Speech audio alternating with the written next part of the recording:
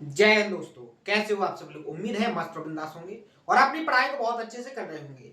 अपना जो लास्ट का सेशन हुआ था उसमें मैंने आपको ज्योमेट्री के अंदर सरकम सेंटर से रिलेटेड जो कॉन्सेप्ट मैंने आपको कंप्लीट करवाया था। उम्मीद है आप सभी लोगों ने इस कॉन्सेप्ट को बहुत अच्छे से नोट किया होगा, इसका रिवीजन किया होगा और बहुत अच्छे से समझने की कोशिश भी की होगी, क्योंकि आप कॉन्सेप्ट को जितने अच्छे से समझोगे आपको प्रैक्टिस उतने अच्छे तरीके से आएगी। यानी आप कह सकते हो मोटे तौर पर कि कॉन्सेप्ट जितने अच्छे से आपके मजबूत होंगे, आपका ज्योमेट्री टॉपिक उतनी अच्छे से मजबूत हो जाएगा। आप क्वेश्चन को देखोगे और उसके अंदर जो कॉन्सेप्ट है उसको ऑब्जर्व भी करोगे और सेकंडों में उस क्वेश्चन का आंसर निकालोगे। तो इसी अप्रोच से मैं आपको कोशिश कर रहा हूं कि सबसे पहले कॉन्सेप्ट आपके माइंड के अंदर सेट करूं और उससे इतनी प्रैक्टिस करवाऊं कि आप क्वेश्चन को देखो और उसके अंदर का जो कॉन्सेप्ट है उसको ऑब्जर्व करो और अपने क्वेश्चन का आंसर दो। तो इसी स्ट्रेटजी को फॉलो करते हुए मैंने आपको कल के सेशन में सरकम सेंटर से रिलेटेड जो कॉन्सेप्ट बताया था वो मैंने आपको क्या बताया था कि सरकम सेंटर पर जो एंगल बनता है वो बाइटेक्स के दुगने के बराबर होता है। यानी बाइटेक्स पर अगर 10 डिग्री का एंगल बनेगा तो सरकम सेंटर पर कितने डिग्री का एंगल बनेगा, 20 डिग्री का एंगल बनेगा। और विद प्रूफ के साथ मैंने आपको बताया था। सबसे पहले मैंने इससे पहले का जो सेशन हुआ था उसमें मैंने केवल आपको बेसिक तौर पर सरकम सेंटर क्या है, सरकम सेंटर से कौन कौन से की पॉइंट्स निकलते हैं जो आपको सरकम सेंटर को फाइंड करने में हेल्प करता है, यानी कि सरकम सेंटर आप कैसे निकालो। तो मैंने आपको सरकम सेंटर निकालने का तरीका बताया था कि अगर आप किसी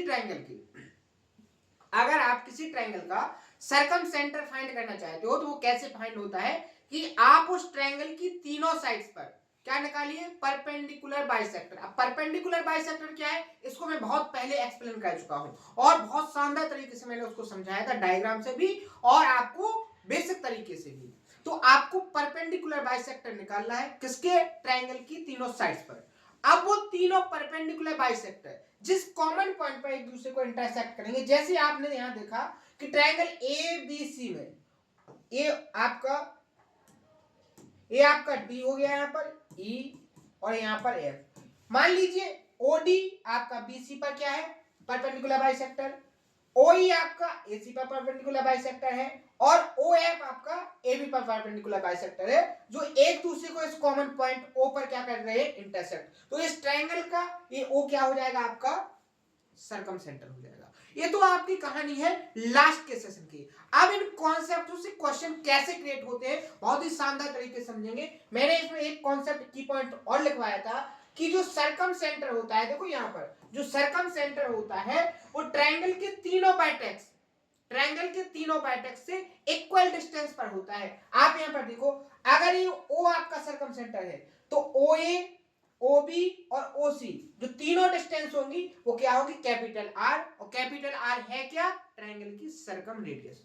समझ में आया। अब बढ़ते हैं पर क्वेश्चनों की प्रैक्टिस पर कि इस कॉन्सेप्ट से क्वेश्चन कैसे पूछे गए हैं, शानदार तरीके से प्रैक्टिस करेंगे। और अगर कोई नया है तो उससे रिक्वेस्ट है कि आप लास्ट के सेशन को जरूर देखें, ठीक है, जिससे आपका बेस मजबूत हो, उसके बाद आप प्रैक्टिस को आसान तरीके से सॉल्व कर पाओ, ठीक है। तो आइए स्टार्ट करते हैं। ये जो क्वेश्चन है बहुत ही लॉजिकल तरीके से पूछा गया था और थ्योरेटिकली क्वेश्चनों में ऐसे क्वेश्चन देखने को मिल भी जाते हैं, क्योंकि आप देख रहे हो कि एक जो एग्जामिनर है जो क्वेश्चन को पूछ रहा है, अब जो पैटर्न नया आया है उसमें एक ही पैटर्न आया है, वो ज्यादातर ये पैटर्न फॉलो कर रहा है कि या तो वो लैंग्वेज को थोड़ा मॉडिफाई करके दे रहा है क्वेश्चन, या फिर वो क्या काम कर रहा है कि उसके अंदर कैलकुलेटिव डाटा को डाला है। और इन दोनों पर मैं आपको बहुत अच्छे से पकड़ बनाने के लिए कोशिश कर रहा हूं कि आप लैंग्वेज को कैसे पकड़ो और उसके अंदर जो डाटा कैलकुलेटिव दिया है उसको कैसे सेकंडों में आप सॉल्व करो। तो मैं कोशिश कर रहा हूं आप भी उसको पूरी तरीके से ऑब्जर्व कीजिए और उस पर प्रैक्टिस कीजिए, आप उस पर काम कीजिए। शानदार तरीके से आपको हर एक कॉन्सेप्ट समझ में आएगा और आप शानदार तरीके से उसको सॉल्व भी करोगे। जैसे मैंने आपसे क्या कहा कि ये जो क्वेश्चन है बहुत ही लॉजिकल तरीके से पूछा। क्यों कहा है मैंने, क्योंकि अगर कॉन्सेप्ट आपको नहीं पता था तो आप इसको कभी सॉल्व नहीं कर पाते। जैसे यहां देखो क्वेश्चन में क्या कहा था कि एक विषमबाहु त्रिभुज है, एक विषमबाहु आकृति के मैदान में एक खंबा स्थित है, यानी एक विषमबाहु आकृति का मैदान है जिसके बीच में क्या खड़ा है, एक खंबा खड़ा है। प्रत्येक के मैदान के प्रत्येक कोने से खंबे के शीर्ष का उन्नयन कोण कैसा है, बराबर है। उन्नयन कोण कैसा है, बराबर है। तब ज्ञात कीजिए कि त्रिभुज के कोने से बिंदु पर वह खम्मा स्थित होगा। किस बिंदु पर होगा? तो आपको अभी तो मैंने क्या बताया है, कॉन्सेप्ट समझाया है, उसका प्रूफ भी बताया, तो आप यहाँ पर तुरंत आंसर टिक कर लोगे कि कहां पर होगा अपना सरकम सेंटर पर। कहां पर होगा? सरकम सेंटर पर। और बहुत सारे स्टूडेंटों को समझ में भी आ गया होगा जिसने कॉन्सेप्ट को बहुत अच्छे से समझा है, नोट किया है, रिवीजन किया है। कैसे होगा वो आपको मैंने बहुत अच्छे से समझाया है। लेकिन मान लीजिए आपको यहाँ कॉन्सेप्ट समझाया तो आपको जल्दी पकड़ में आ गया, अगर इसी क्वेश्चन को एग्जाम में दोबारा देगा तो अभी भी 90% स्टूडेंट इसमें कंफ्यूज हो जाएंगे कि वो कहां पर होगा। ठीक है, समझ में आ गया? शानदार क्वेश्चन था। नेक्स्ट क्वेश्चन यहां देखो, किसी त्रिभुज PQR का परिकेंद्र O है। ठीक है, यानी कि एक ट्रायंगल है जिसका परिकेंद्र क्या है? O है। ठीक है, सर्कम सेंटर O है। यदि कोण QPR 55 डिग्री, कोण QRP 75 डिग्री, तो आपको कोण OPR को फाइंड करना है।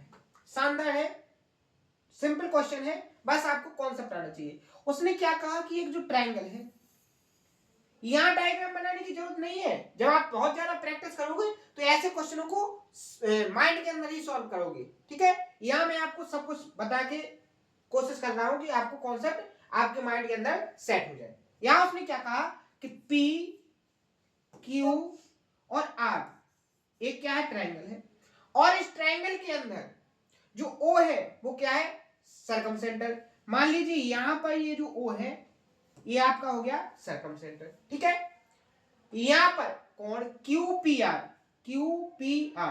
ये जो एंगल है वो कितने डिग्री का दिया है उसने? 55 डिग्री का। ठीक है, आगे कोण QRP ये वाला जो एंगल है वो कितने डिग्री का दिया है? 75 डिग्री का। आगे देखो OPR यानी देखो कैसे, अगर आप यहां से O से P को मिलाओगे, यहां मिलाओगे, इसको मिलाते हो, ठीक है, अगर आप इसको मिलाते हो, ये जो एंगल है वो कितने डिग्री का है? 55 डिग्री का। ठीक है, आप इसको मिलाते हो तो यहां पर जो एंगल बना है, कौन सा? ये जो एंगल बना है, इस एंगल की वैल्यू को फाइंड करना है। एग्जाम में इस एंगल की वैल्यू को पूछ रहा है आपसे, कैसे निकलेगी? बहुत शानदार तरीके। सबसे पहले तो आप एक बात बताइए, कि अगर मैं आपसे पूछूं कि ट्रायंगल के दो एंगल आपको दिए गए हैं, तीसरे एंगल की वैल्यू क्या होगी, तो आप निकाल लोगे? बिल्कुल निकाल लोगे। कैसे? आपके P एंगल की वैल्यू कितनी है? 55। R एंगल की वैल्यू कितनी है? 75। अगर 55 और 75 को जोड़ोगे तो कितना हो जाएगा? 130। 180 से माइनस करो तो ये एंगल कितने का आ जाएगा अपना?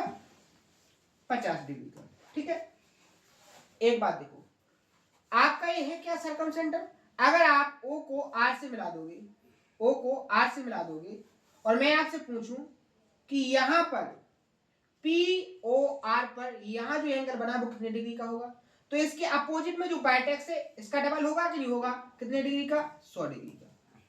अभी आप यहां तक आ गए। अब आपको पता होगा, आपको क्या पता होगा कि जितनी डिस्टेंस ये है उतनी ही डिस्टेंस ये है, यानी अगर ये R है तो ये भी आपकी R है। ठीक है, अब ट्रायंगल देखो POR में, अगर आपको एक एंगल दिया हो और दो एंगल की साइड इक्वल हो, तो जो इक्वल साइड है उसके आमने सामने के एंगल कैसे होते हैं? इक्वल होते हैं। अगर इस एंगल की वैल्यू 100 हो गई, तो इन दोनों एंगलों की वैल्यू का सम क्या होगा? 80 होगा कि नहीं होगा? और प्रत्येक एंगल की वैल्यू कितनी हो जाएगी? 40 डिग्री हो जाएगी कि नहीं हो जाएगी? तो कितने लॉजिकल तरीके से क्वेश्चन को क्रिएट किया गया था। लैंग्वेज बहुत छोटी है, लेकिन कॉन्सेप्ट और करने का तरीका अगर आपको बहुत अच्छे से प्रैक्टिस में नहीं है तो आप ऐसे क्वेश्चन को भी बहुत ज्यादा टाइम वेस्ट करोगे। और लेकिन अगर प्रैक्टिस है, कॉन्सेप्ट को सीखा है, तो शानदार तरीके से सेकंडों में अपने आंसर को निकालोगे। समझ में आ गया? आगे बढ़े। किसी को कोई प्रॉब्लम? मुझे नहीं लगता किसी को कोई प्रॉब्लम होगी। ठीक है, नेक्स्ट क्वेश्चन यहां देखो, अपन पढ़ क्या चुके हैं? सेंटर्स में इन सेंटर, सरकम सेंटर। अब आप ये मत सोचना कि आप सरकम सेंटर पढ़ रहे हो तो यहां पर इन सेंटर के क्वेश्चन आपसे नहीं पूछे जाएंगे। आप इन सेंटर को पढ़ चुके हो तो बीच बीच में इन सेंटर और सरकम सेंटर दोनों कॉन्सेप्टों से मिक्स करके क्वेश्चन को क्रिएट किया जाएगा। ठीक है, यानी ज्योमेट्री में जो आप अभी तक पढ़ चुके हो सब कुछ आपको आना चाहिए, सब कुछ आना चाहिए, तभी आप क्वेश्चन को सॉल्व कर पाओगे। ठीक है, यहां देखो उसने क्या किया, सर्कमसेंटर और इनसेंटर दोनों को मिक्स करके क्वेश्चन को क्रिएट किया है, और इसको भी आप सेकंडों में चुटकियों में उड़ाओगे। कैसे, देखो यदि त्रिभुज DEF, सीधा डायग्राम बना लो, उसने क्या कहा है कि ये जो त्रिभुज है DEF, क्या है, DEF एक त्रिभुज है, D E और F। DEF जो त्रिभुज है इसके अंदर O और I है, जो क्या है, O आपका परिकेंद्र है और I आपका इंसेंटर है। तो देखो इसका EF का परपेंडिकुलर बाइसेक्टर यहीं पर कहीं होगा, यहीं पर मिलेगा, तो ये हो गया आपका, क्योंकि परपेंडिकुलर बाइसेक्टर के जो इंटरसेक्ट पॉइंट होते हैं वहीं पर अपना क्या बनता है, सर्कमसेंटर। यहां पर अपना हो गया O सर्कमसेंटर। I आपका क्या होता है, एंगल बाइसेक्टर, तो यहां पर कहीं पर आ जाएगा इसका एंगल बाइसेक्टर, यानी ये हो गया अपना I। ठीक है, ध्यान से समझना, यहां ये हो गया अपना इंसेंटर। आगे देखो एंगल EOF, एंगल EOF देखो कौन सा, एंगल EOF,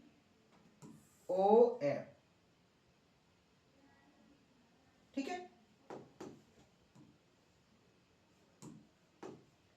यहां पर अपना हो गया I।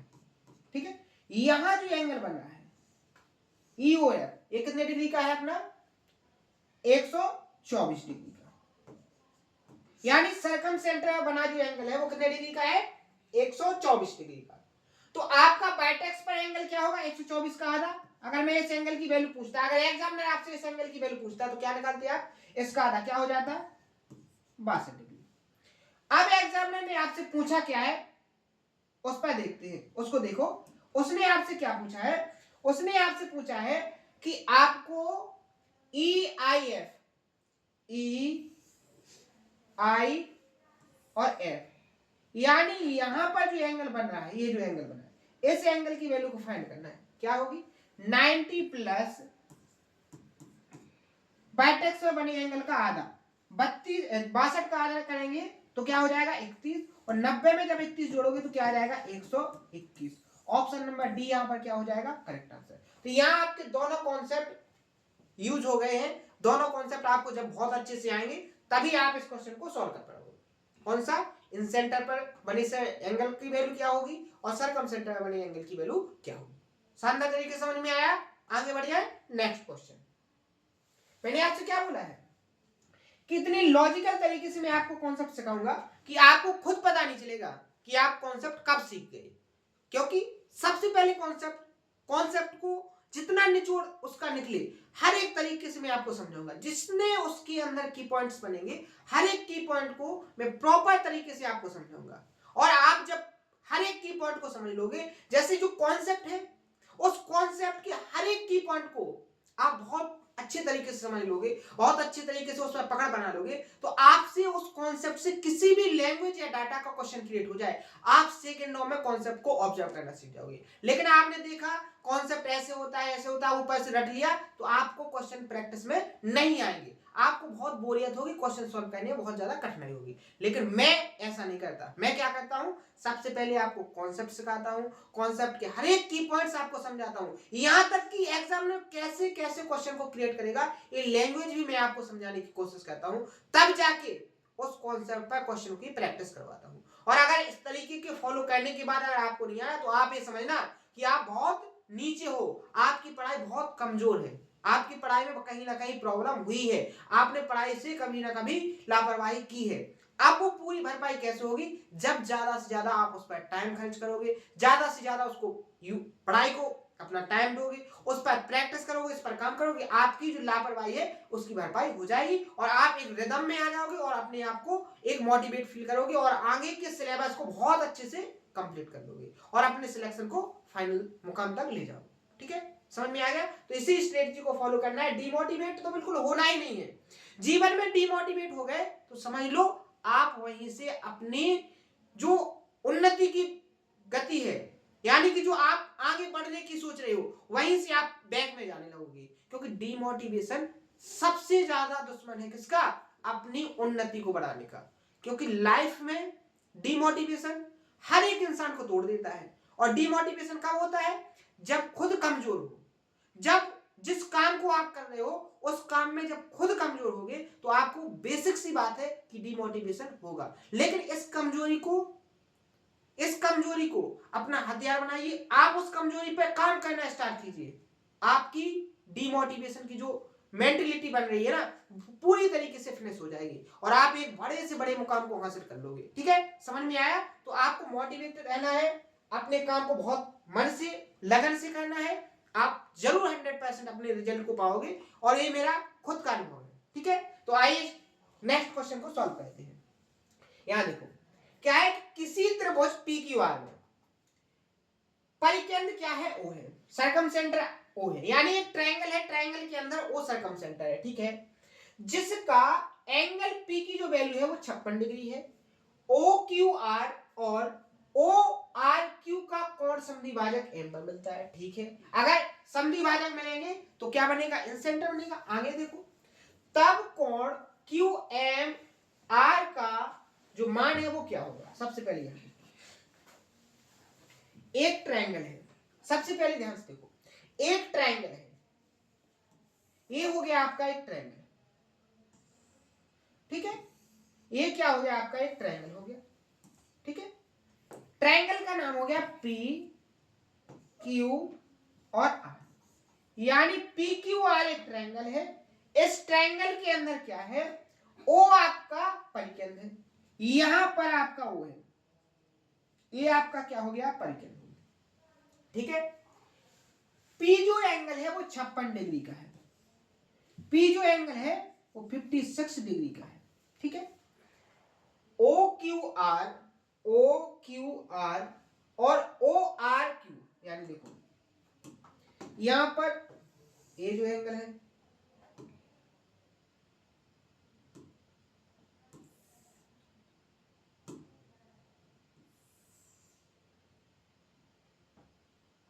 इस तरीके से जो एंगल बनाया गया है,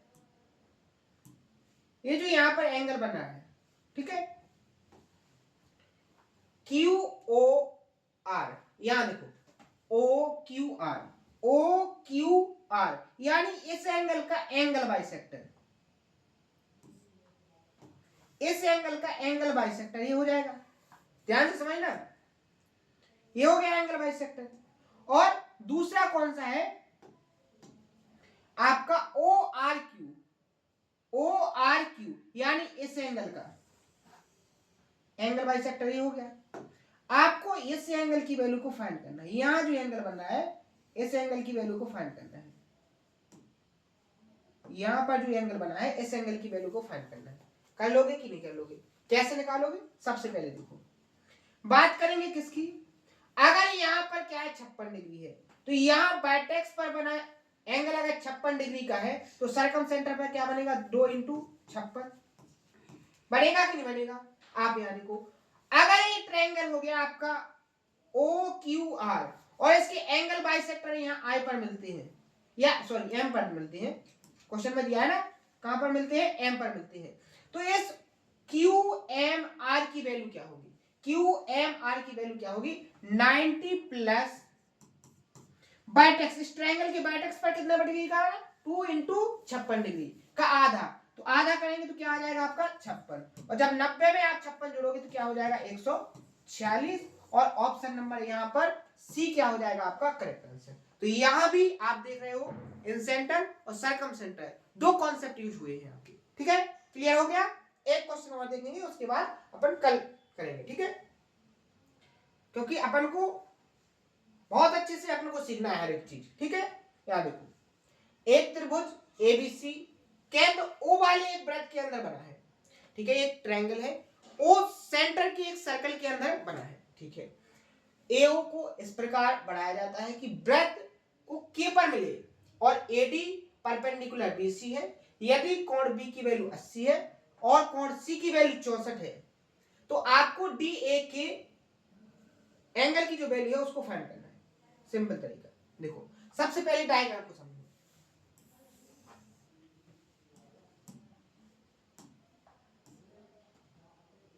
देखो आपको एक ट्रायंगल दिया है, क्या दिया गया है, एक ट्रायंगल। ये हो गया आपका एक ट्रायंगल, जो क्या है, एक जो सर्कल है इसके ओ सेंटर वाले सर्कल के अंदर बना है। किसके अंदर बना है, जो सर्कल है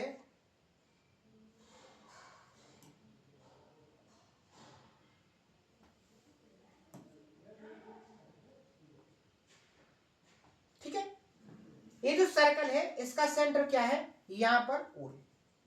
यही हो जाएगा कि नहीं हो जाएगा, ठीक है। यानी एक जो ट्रायंगल है, ट्रायंगल ओ सर्कल वाले वृत्त के अंदर बना है, ट्रायंगल ओ सर्कल वाले वृत्त के अंदर बना है। यहां देखो ओ ए को क्या है, ओ ए को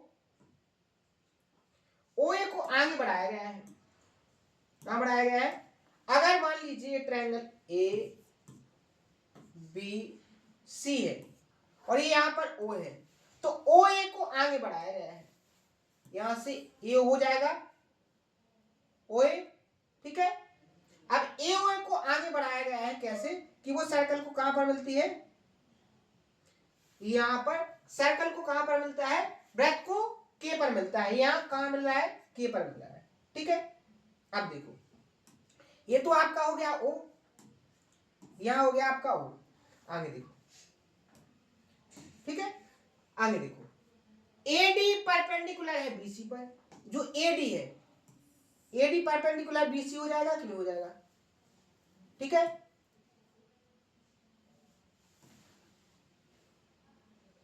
डायग्राम को समझने की कोशिश करना, यहां ये परपेंडिकुलर हो गया, ठीक है, परपेंडिकुलर होगा एडी। अब आप यहां देखो एडी परपेंडिकुलर बीसी हो गया और एंगल बी की वैल्यू यहां 80 हो गई, ठीक है, और एंगल सी की वैल्यू यहां पर 64 हो गई, ठीक है। आपको डी ए के यहां पर जो एंगल बना है, ये जो एंगल बना है, इस एंगल की वैल्यू को फाइंड करना है, यहां जो एंगल बना है इस एंगल की। समझ में आया, अब देखो कैसे निकलेगा।